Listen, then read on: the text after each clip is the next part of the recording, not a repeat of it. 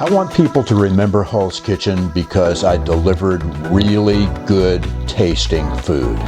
Yeah, presentation's important. You know, when you walk to the table, you want to have something that looks attractive. I spent 40 years, most of my adult life, as a broadcaster, which gave me access to a lot of people, chefs among them.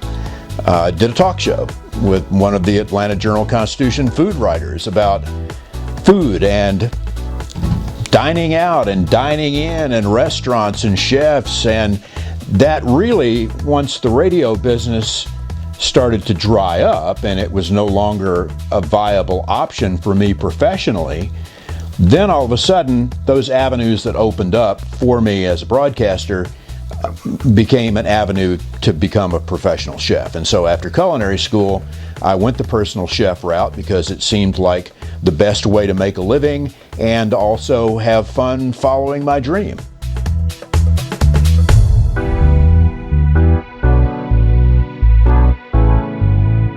What I've found is that the formal dinners, while they're elegant and very often catch people's attention, are not the most memorable events that I do. The less formal, casual, where there's interaction between me and the guests, where we get to talk about food, about experiences, where we get to actually share time, those are a lot more fun, not only for me, but for everybody involved as well. The formal dinners, yeah, they can be a little stuffy. You know, I go into the kitchen, they put on the classical music, they all retire to the parlor, they have their cigars, their drinks, and then I ring a little bell and call them to dinner.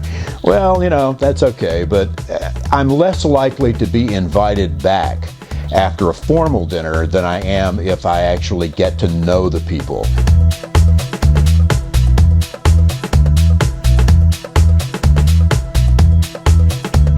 When the flavors are good, when I can walk back into the kitchen after serving the table and I hear, "Oh my God," or "Oh, that's so good."